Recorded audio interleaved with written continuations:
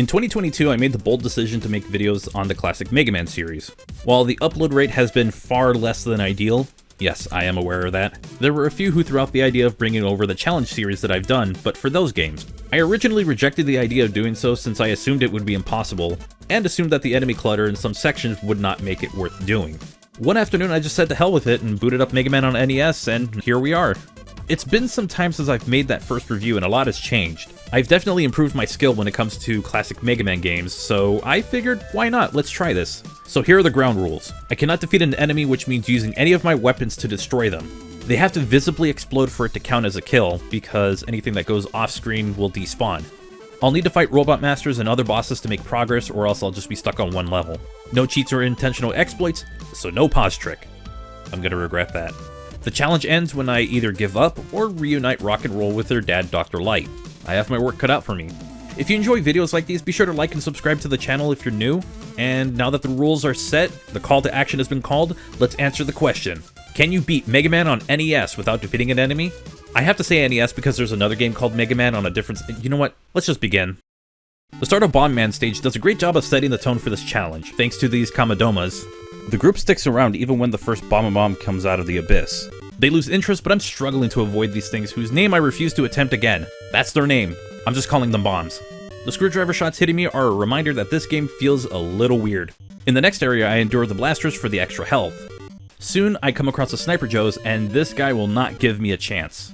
When you go past it, he'll jump really fast at you, which led to dying. After a second death, I realized I was doing things the hard way, for no reason.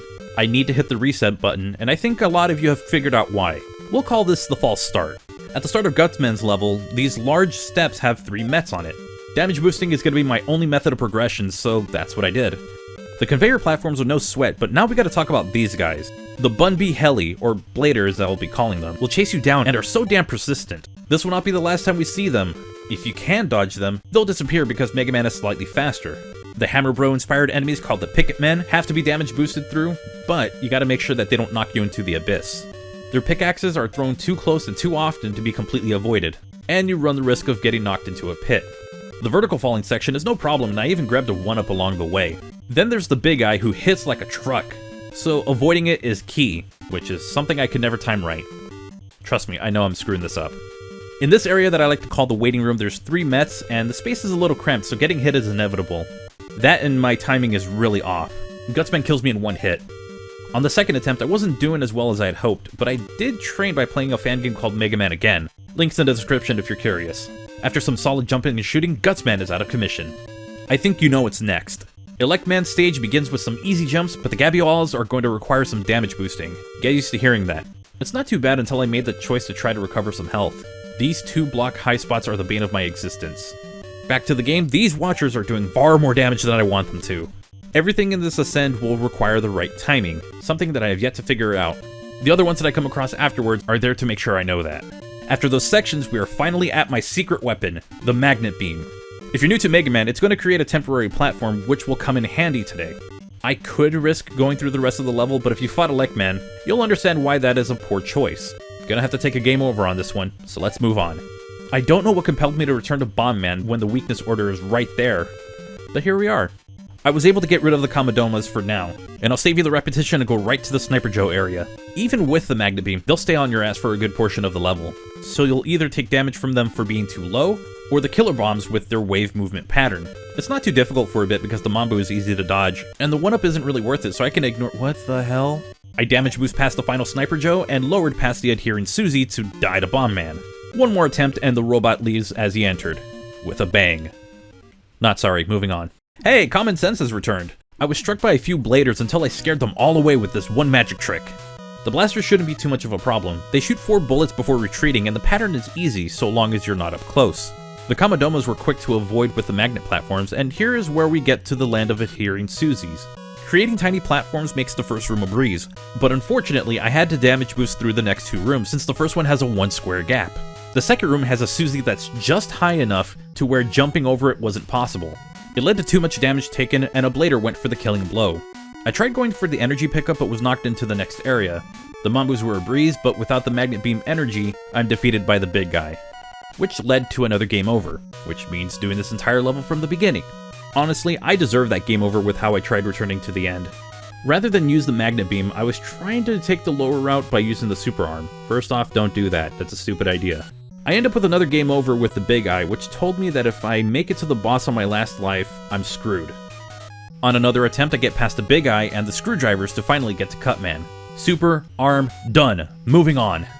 It's easier to get through the beginning of Elec Man stage since I can avoid touching platforms altogether.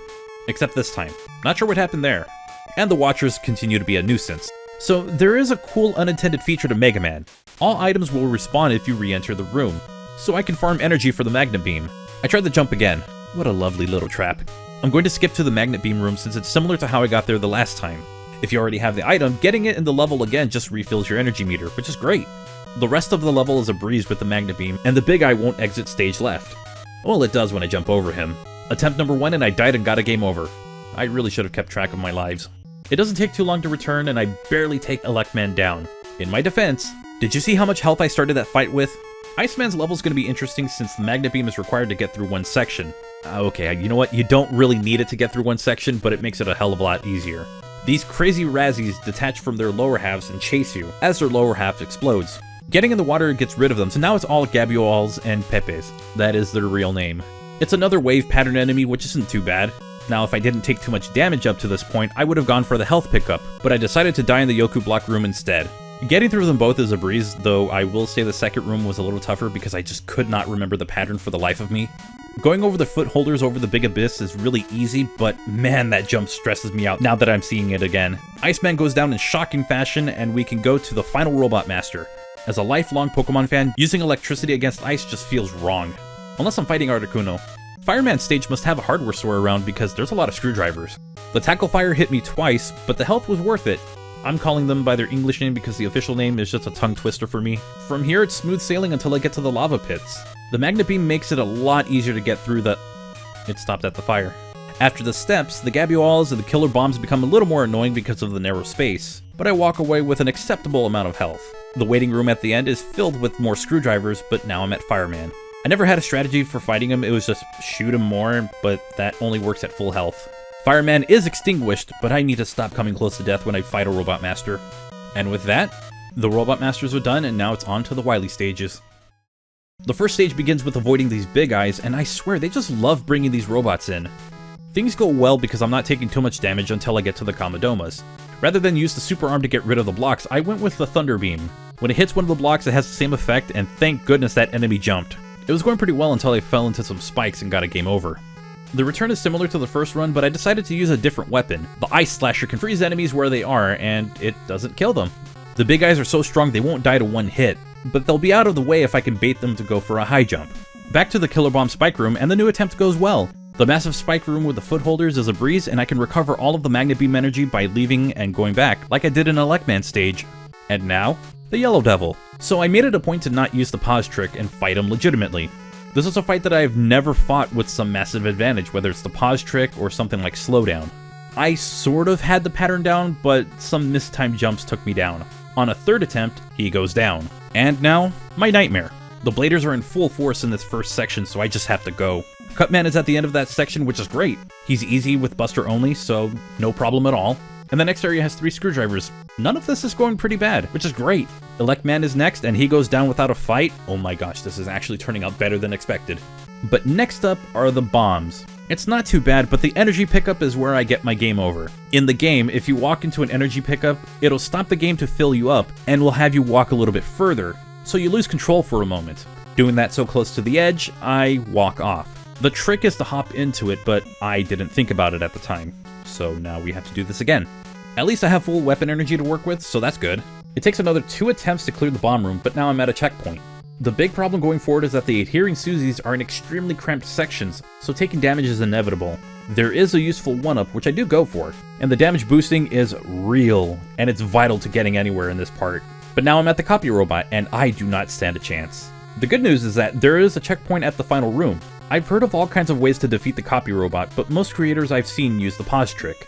Before I do show what I did, I want to talk about the 1-up room. It's over a pit of spikes, but there's a gap in the pit, so I take it upon myself to jump down and die. It took 2 tries to make that jump successfully, and I still need a damage boost. Doing this ensures that I have 1-ups available, and I'm not taking one unnecessary hit. At the copy robot, I just went with the war of attrition with the regular Buster. I actually thought I had this fight down by keeping him at a distance and not rapid firing my shots to guarantee damage when his clone lands. Turns out my strategy was pretty close to the best way, as I was able to minimize the amount of damage I took to finish off the faker. While the strategy worked, it wasn't the optimal way of fighting him. Replace the Buster with the Firestorm, since that's the robot's weakness, keep your distance, and the game will hand you that win. What about his attacks? When you fire, he jumps and fires back, so staying on the ground helps a lot. Shoutouts to You Can Beat Video Games on YouTube for that one. I didn't even know that was possible, I just thought I had to run in and hope for the best. The stress levels go down for stage 3. While the adhering Susies and screwdrivers do some damage, they're easy to run through, and the water section is no challenge at all, since the 2 wave pattern enemies will never hit you if you jump over them as soon as they spawn in. They're at the same level when they spawn in, so if you get into a rhythm, they'll never touch you. The blocks in the CWU-01P fight are tempting, but you'll want to use your Buster until you've destroyed at least 5 of them. Technically, you could do that with 4 and then use the super arm for the rest, but 5 is probably the safest option. And with that, the fight's over. We have 1 more level to go. The beginning of Wily 4 has an onslaught of watchers coming after you. This is followed by a room filled with screwdrivers, but their placement actually makes it easy to avoid most of their shots. I did fall into spikes for a jump, but that's not a problem. I actually had to go for the game over because I was on my last life. When I get back, I grab the 1-up, should have gone for the Yashichi, but I ignored it to start the gauntlet. Each Robot Master goes down, and I start the Wily fight on low health. I appreciate the fact that the weapon energy item respawns, so I can go in with enough to take down both phases and bring peace to Monsteropolis. Okay. So, can you beat Mega Man without defeating an enemy? Surprisingly, yes. Yes, there were moments of constant damage boosting, but most of it was unavoidable. Mega Man games expect you to fight back, and when the player decides to say no to that, it's going to be a painful push to the end. I did what I could to try to minimize it, but some of it was user error and some of it was just unavoidable. There was no way I was getting around without taking damage, so you're gonna have to just take it for what it is. I actually thought there were going to be segments that would be impossible, with Wily 2 being the one that I thought was going to stop me in my tracks. After the 2 Robot Masters, it does get easier, which is a relief. Then the Copy Robot is the Copy Robot, kinda hit or miss with that one. There are people who are better than me that can easily take out the Copy Robot, but I gave it my best shot, and I actually won. Mega Man 1 is still pretty good, though when I compare it to the other 5 games, it ranks pretty low. But it's a solid enough game, I just think it's a hit or miss experience when I get to the Wily levels. But if I do return to it, I don't have an atrocious time, it's just I won't try to do this challenge again, because it's already done. I don't have to ever do it again. God, I hope. Hey everyone, thank you so much for watching today's video. I know it's a little bit different compared to the Sonic stuff, but it did give me a bit of a good challenge, so I thought it was good enough to upload. If you want to see more from the franchise, let me know in the comment section down below. I'm open to the idea of taking on this challenge with more games in this franchise, so if you like it, let me know. At this time, I want to thank all of my channel supporters, whether you're on YouTube or on Patreon. I want to thank you all so much. The name of the Chaos tier supporters are scrolling on screen right now, and I want to give a special shout out to Dalton Furry, who is my super tier supporter over on YouTube. And if you want to support the channel with a monthly contribution and get some extra content, you can do so with the join button below this video, or you can go to patreon.com/GottaBeFrank. Come by the streams. I stream on this channel, I also stream on my Twitch channel, I also post content on my second channel, Super Frank Plays. And with that, thank you all so much for watching, hope you have a wonderful and safe day, but until then, I'll see you in the next one. Take care.